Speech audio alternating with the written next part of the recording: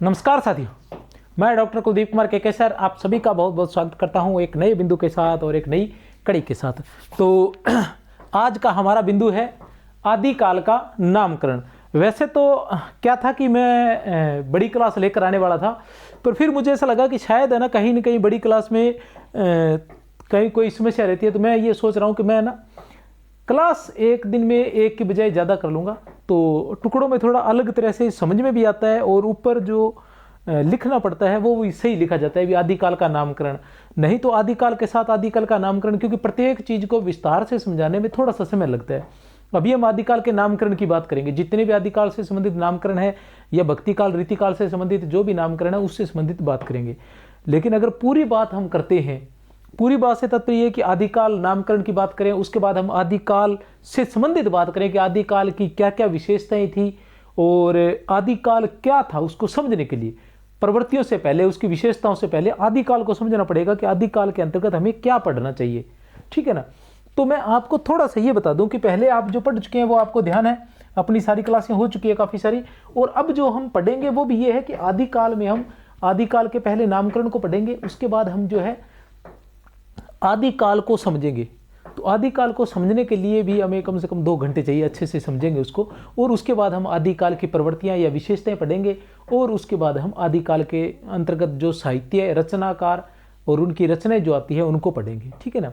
तो ये आप लगातार जुड़े रहें, पूरा कोर्स करवाया जाएगा। अभी तक क्लासेज जो है रेगुलर आ रही है शाम को 6 बजे, और कल मैंने थोड़ी कोशिश की थी लेकिन लाइव हो नहीं पाया था, ठीक है किसी वजह से। लेकिन जल्द ही आजकल के अंदर ही अपने लाइव भी शुरू कर देंगे। तो और वैसे आप लाइव जैसा ही मानिए, कोई समस्या नहीं है, मैं हमेशा आपके साथ हूँ।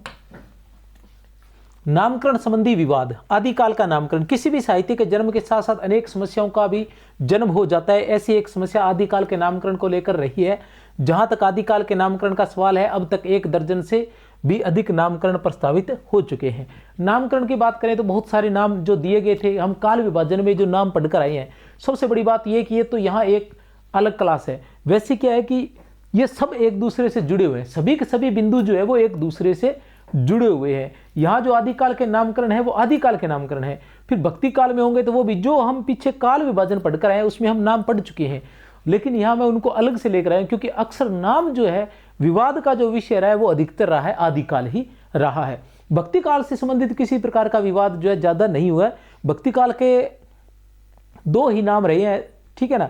एक है भक्ति काल और एक है पूर्व मध्यकाल। ये 2 नाम अधिकतर विद्वान जो है इस पर सहमत हैं। लेकिन जो गणपति चंद्र गुप्त है उन्होंने क्या है कि भक्ति काल और रीतिकाल को इकट्ठा करके उसको मध्यकाल नाम दिया है और मध्यकाल को 3 भागों में बांटा था। ठीक है ना। धर्माश्रित धर्माश्रय, ठीक है ना, रचनाएं या धर्माश्रय कवि या साहित्य, और राज्याश्रित साहित्य, और उसके अलावा लोकाश्रित काव्य। ठीक है ना। धर्माश्रित काव्य, राज्याश्रित काव्य और लोकाश्रित काव्य। तो धर्म के जो आश्रित काव्य लिखे गए थे उनको, और फिर राज्य के आश्रित जो राज्य के अधीन होकर, मतलब जो राजा के आश्रय में काम करते साहित्य लिखते थे, जैसे रीतिकाल के कवि हुए, क्योंकि उन्होंने पूर्व मध्यकाल उत्तर मध्यकाल अलग अलग नहीं बांटा, रीतिकाल को और भक्ति काल को दोनों को साथ ही ले लिया है, लेकिन उनको 3 भागों में बांट दिया है। ठीक है ना। तो उनका एक अलग बनता है, बाकी सभी की एक जैसी है। और आधुनिक काल को लेकर थोड़ी सी समस्या रहती है। आधुनिक काल के काफ़ी सारे नाम हमें मिलते हैं, लेकिन आज हम जो है आदिकाल के बारे में पढ़ेंगे। तो आदिकाल की बात करें तो सबसे पहले हमारे पास नाम आता है चारणकाल। तो चारणकाल नाम जो है वो जॉर्ज ग्रियर्सन ने दिया था। किसने दिया था? जॉर्ज ग्रियर्सन ने जो क्या है चारणकाल नाम दिया था। ठीक है ना। अब चारणकाल नाम दिया था तो जॉर्ज ग्रियर्सन ने कुल हिंदी साहित्य के इतिहास को कितने भागों में बांटा था? 12 भागों में बांटा था। कितने भागों में? 12 भागों में बांटा था। और प्रथम बार काल विभाजन का प्रयास भी इन्हीं जॉर्ज ग्रियर्सन ने किया था। प्रथम बार काल विभाजन का प्रयास भी इन्हीं जॉर्ज ग्रियर्सन ने किया था। और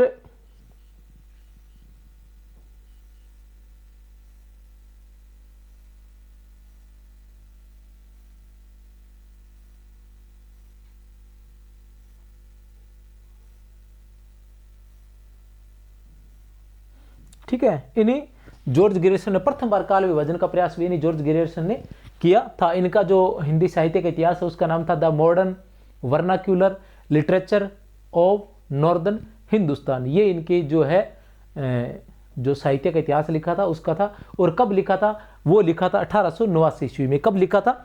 1889 ईस्वी में वो लिखा गया था। 1888 ईस्वी में बंगाल, ठीक है ना, the Asiatic Society of, Bengal की द एशियाटिक सोसाइटी ऑफ पत्रिका, ठीक है ना, उसके विशेषांक के रूप में ये प्रकाशित हुआ था, ठीक है ना, 1888 में। और बाद में स्वतंत्र इतिहास के रूप में ये 1889 ईस्वी में प्रकाशित हुआ था। कब हुआ था? 1889 ईस्वी में। और इसका जो हिंदी साहित्य का इतिहास था, इसका जो हिंदी साहित्य का इतिहास था, उसका हिंदी अनुवाद जो है वो किसने किया था? वो किया था 1957 ईस्वी में किशोरीलाल गुप्त ने। याद आ गया, किशोरीलाल गुप्त ने किया था। किसने किया था? किशोरीलाल गुप्त ने किया था 1957 ईस्वी में। कब किया था? 1957 ईस्वी में, ठीक है ना। किस नाम से किया था? हिंदी साहित्य का प्रथम इतिहास नाम से, ठीक है ना, हिंदी साहित्य का प्रथम इतिहास नाम से किशोरीलाल गुप्त ने किया था हिंदी अनुवाद जो इसका किया था, ठीक है ना। और एक अनुवाद और भी आता है, वो था लक्ष्मी सागर वार्ष्णेय ने। वो किसका किया था अनुवाद? तो वो अनुवाद किया था उन्होंने गार सदतासी के हिंदी साहित्य के इतिहास का, लक्ष्मी सागर वार्ष्णेय ने किया हिंदी साहित्य का इतिहास नाम से 1953 ईस्वी में किया था। वो कब किया था? 1953 ईस्वी में किया था। और उसी का उर्दू अनुवाद जो है वो मौलवी करीमुद्दीन ने किया था 1848 ईस्वी में, तजकीरा सूराई हिंदी नाम से, जिसमें लगभग 1004 कवि थे। इसकी बात करें तो जो जॉर्ज गैरिसन वाला काल था उसके अंदर 952 कवि थे। कितने कवि थे? 952 कवि थे। ऐसा कहा जाता है कि इनका मूल आधार ग्रंथ शिवशेष सेंगर का ही शिवशेष सरोज था, जिसमें से 952 में से लगभग 826 कवि वहां से लिए थे, ऐसा कुछ कहा जाता है, ठीक है ना।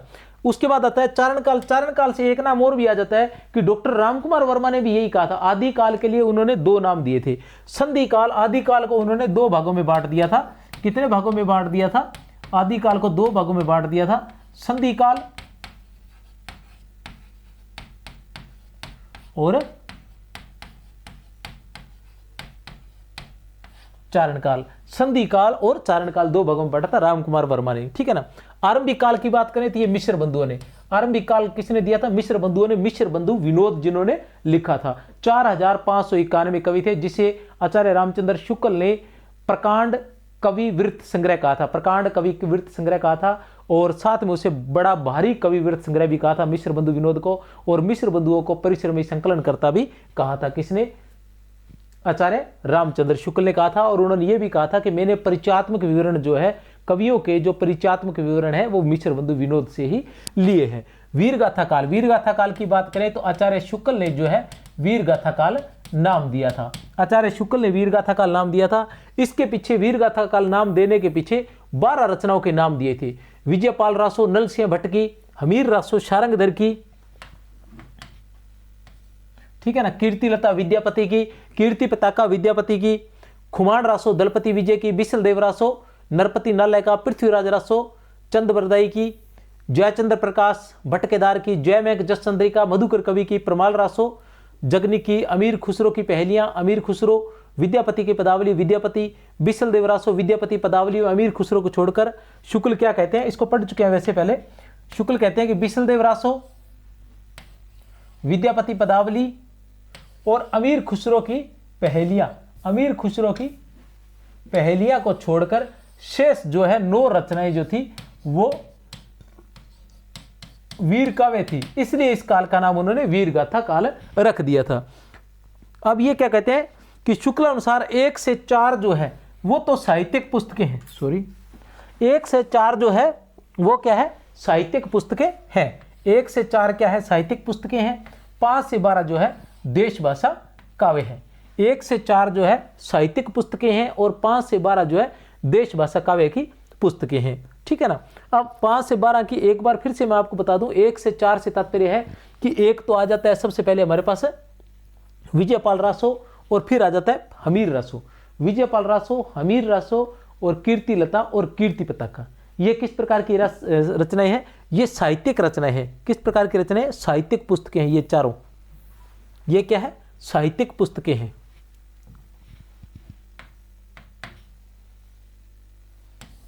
1 से लेकर 4 तक जो है इनको क्या माना है? आचार्य रामचंद्र शुक्ल ने, आराम से पढ़ेंगे, जल्दबाजी नहीं है। साहित्यिक पुस्तकें, इनको क्या माना है? साहित्यिक पुस्तकें कहा है। ये नोट कर लेना, काफी महत्वपूर्ण है, ठीक है ना। इनको साहित्यिक पुस्तकें कहा है। तो आचार्य रामचंद्र शुक्ल के अनुसार साहित्यिक पुस्तकें याद रख लेना, विजयपाल रासो, हमीर रासो, कीर्तिलता और कीर्ति पताका। दो तो ये फिक्स है, ठीक है ना, कीर्तिलता और कीर्ति पताका याद रख लेना, और दो ये है विजयपाल रासो और हमीर रासो। कोशिश के बावजूद भी याद नहीं रहते हैं, इसलिए रख लेना। और बाकी जो है हमें ये बाकी रचनाएं याद तो रहती है, बाकी जो है 5 से जो 12 तक की है वो बाकी सभी क्या है? शेष सभी क्या है? देश भाषा काव्य है। शेष सभी क्या है? देश भाषा काव्य। बाकी सभी क्या है? देश भाषा काव्य है, ठीक है ना। देश भाषा की बात करें तो आदिकाल को आचार्य रामचंद्र शुक्ल ने, नोट कर लेना, वैसे मैं इस चीज को विस्तार से फिर से पढ़ाने वाला हूं, नेक्स्ट क्लास में पढ़ाऊंगा, लेकिन थोड़ा सा संकेत मैं इसका दे देना चाहता हूं क्योंकि काफी बड़ी बात है ये। आदिकाल जो है, आदिकाल को आचार्य रामचंद्र शुक्ल ने जो है 4 प्रकरणों में बांटा है। कितने प्रकरणों में बांटा है? 4 प्रकरणों में बांटा है। पहला जो प्रकरण है वो सामान्य परिचय का है। किसका है? पहला प्रकरण जो है वो सामान्य परिचय का है। दूसरा प्रकरण जो है वो अपभ्रंश काव्य का है। दूसरा प्रकरण जो, इसको विस्तार से नेक्स्ट क्लास में पढ़ाऊंगा, अभी मैं इसका संकेत दे रहा हूं सिर्फ। दूसरा प्रकरण जो है वो अपभ्रंश काव्य का है। तीसरा प्रकरण जो है वो देश भाषा काव्य का है, और चौथा प्रकरण जो है वो फुटकल रचनाओं का है। तो पहला प्रकरण जो है सामान्य परिचय, उसके अंदर केवल अपभ्रंश के बारे में परिचय दिया है, अपभ्रंश का उद्भव, नाम आदि के बारे में, ठीक है। और दूसरा जो अपभ्रंश काव्य है उसके अंदर उन्होंने सिद्ध साहित्य को, नाथ साहित्य को और लगभग जैन साहित्य को लिया। एक हमीर रासो अलग रचना आती है शारंगधर की, ठीक है ना, बाकी सारा जैन साहित्य को लिया है। किसमें? 3 रचनाएं उन्होंने ली है। उसमें से जो 2 रचनाएं हैं सिद्ध साहित्य और नाथ साहित्य है, इनकी रचनाओं को धार्मिक रचनाएं मानते हुए उन्हें साहित्य की श्रेणी में नहीं माना है।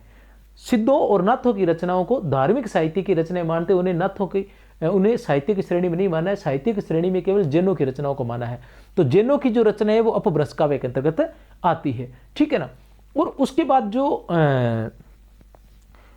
देश भाषा काव्य है, देश भाषा काव्य के अंदर उन्होंने रासो काव्यों को लिया है। देश भाषा काव्य में रासो काव्यों को लिया है। इस बिंदु पर अपने नेक्स्ट क्लास के अंदर विस्तार से बात करेंगे कि किन कारणों से उन्होंने उसको नहीं माना है। ये सारी बातें आगे चल के करेंगे, ठीक है ना। अभी अपना बिंदु दूसरा है जयचंद्र प्रकाश।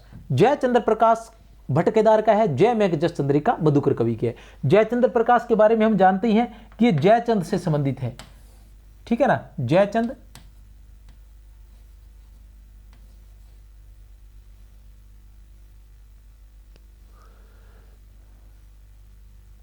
ठीक है ना, और ये दोनों के दोनों अनुपलब्ध है, भट्ट-केदार और मधुकर कवि। ये जय मयंक जस चंद्रिका, ठीक है ना, जय मयंक जस चंद्रिका, जय मयंक जस चंद्रिका और जयचंद्र प्रकाश, ठीक है ना। तो ये भट्ट-केदार और मधुकर कवि, पूरा नाम याद रखना है आपने, भट्ट-केदार और मधुकर कवि। भट्ट-केदार और मधुकर कवि पूरा नाम याद रखना है। तो भट्ट-केदार से तात्पर्य है, छोटा नाम जयचंद्र प्रकाश है वो भट्ट-केदार का है, बड़ा नाम जय मेघ जस चंद्रिका मधुकर कवि का है। परमाल रासो जगनी का, इनके बारे में विस्तार से आगे पढ़ लेंगे, अभी सिर्फ नाम पढ़ना है। अमीर खुसरो की पहली, अमीर खुसरो, विद्यापति की पदावली विद्यापति, ये सारी रचनाएं जिनके आधार पर उन्होंने वीरगाथा काल नाम रखा था। सिद्ध सामंत काल, सिद्ध सामंत काल, सिद्ध सामंत काल नाम जो रखा था वो किसने रखा था? राहुल शंकरत्यान ने इस काल को सिद्ध सामंत काल कहा था। इससे उनका तात्पर्य था कि सिद्ध वो सिद्ध रचनाकार से संबंधित थे और सामंत आश्रयदाता के रूप में, रचनाकारों के आश्रयदाता के रूप में थे, ठीक है ना, प्रेरक के रूप में, ठीक है ना, प्रेरक के रूप में इनको सामंतों को लिया है राहुल शंकरत्यान ने। आदिकाल हजारी प्रसाद द्विवेदी, आदिकाल नाम किसने दिया था? हजारी प्रसाद द्विवेदी ने दिया था, ठीक है ना। बीज वपन काल की बात करें तो महावीर प्रसाद द्विवेदी ने, बीज वपन काल नाम किसने दिया था? महावीर प्रसाद द्विवेदी ने। महावीर प्रसाद द्विवेदी कहते हैं कि इस समय साहित्य का बीज उत्पन्न हुआ था, इसलिए इसको बीज वपन काल ही कह सकते हैं। संधि काल और चारण काल, 2 नाम किसने दिए थे? रामकुमार वर्मा ने दिए थे। किसने? डॉक्टर रामकुमार वर्मा ने, जिन्होंने 1938 ईस्वी में हिंदी साहित्य का आलोचनात्मक इतिहास लिखा था, जो क्या है कि 693 ईस्वी से लेके 1693 ईस्वी तक ही था, केवल कृष्ण काव्य तक ही लिखा गया था, और जिसमें जो रचनाकारों के जो परिचय है वो काव्यात्मक है, ऐसा गणपति चंद्र गुप्त कहते हैं। वीर काल की बात करें तो विश्वनाथ प्रसाद मिश्र ने दिया था। वीर काल की बात करें तो विश्वनाथ प्रसाद मिश्र ने कहा है। ये मतलब शुक्ल के नाम का ही क्या बोलते हैं अनुकरण लगता है, शुक्ल के नाम का ही अनुकरण लगता है।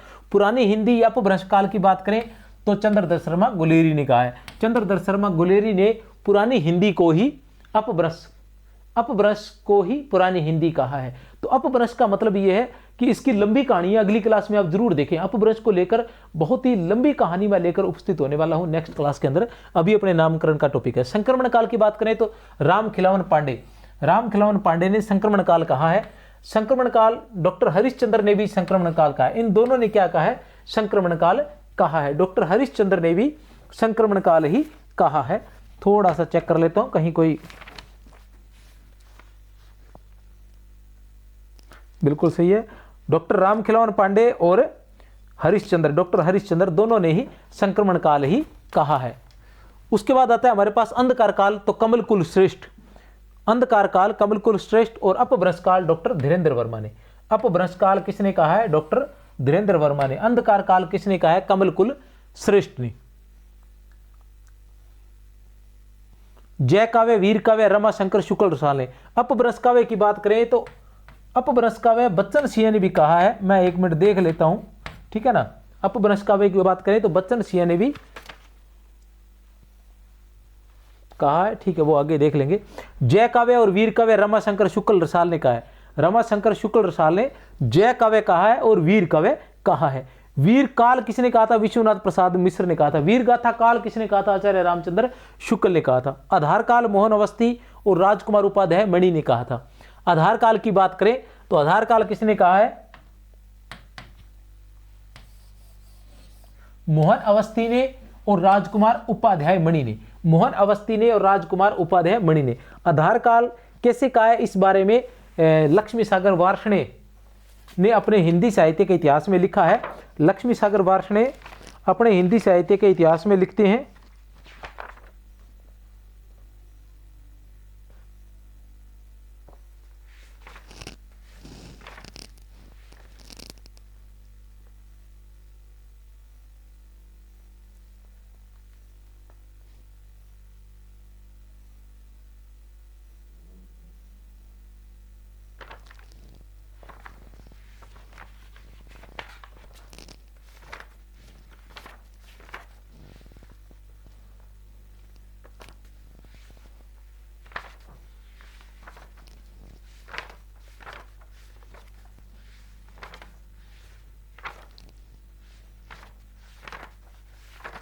शायद दूसरे रजिस्टर में है।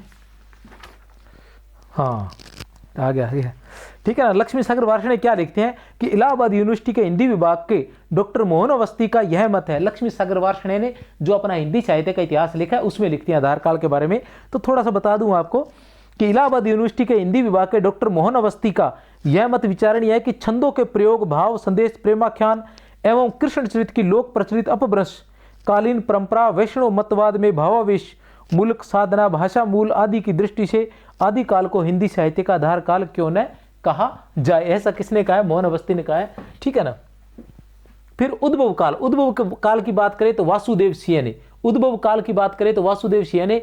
अपभ्रंश काल जातीय साहित्य का उदय डॉक्टर बच्चन सिंह ने। अपभ्रंश काल जातीय साहित्य का उदय, अपभ्रंश काल जातीय साहित्य का उदय डॉक्टर बच्चन सिंह। प्रारंभिक काल या शून्य काल डॉक्टर गणपति चंद्र गुप्त। प्रारंभिक काल या शून्य काल किसने कहा है? डॉक्टर गणपति चंद्र गुप्त ने कहा है। प्रारंभिक काल या फिर शून्य काल डॉक्टर गणपति चंद्र गुप्त ने कहा है। क्या था गणपति चंद्र गुप्त का हिंदी साहित्य का इतिहास?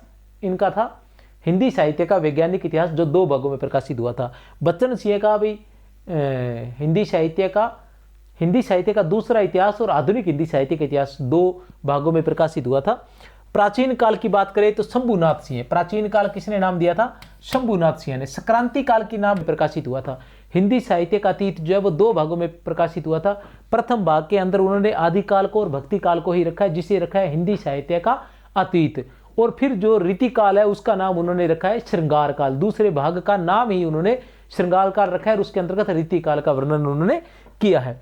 फिर श्रृंगार काल की बात करें तो उत्तर मध्य काल और श्रृंगार काल, ये दोनों नाम ही हजारी प्रसाद द्विवेदी ने भी ये 2 नाम दिए हैं। फिर श्रृंगार और रीति काल, श्रृंगार और रीतिकाल, श्रृंगार काल और रीतिकाल, ये दो नाम भी किसने दिए हैं? डॉक्टर श्याम सुंदर दास ने भी ये दो नाम दिए हैं। ये दो नाम डॉक्टर श्याम सुंदर दास ने भी दिए हैं। तो ये था नामकरण वाला। नामकरण वाला मैंने चैप्टर क्या है थोड़ा छोटा ही रख लिया है, क्योंकि इसके बाद फिर अपने आदिकाल पढ़ेंगे। ये बीच में एक चैप्टर आ रहा था, इससे पहले क्लास हो चुकी थी, तो मैंने इसको छोटा ही रख लिया है।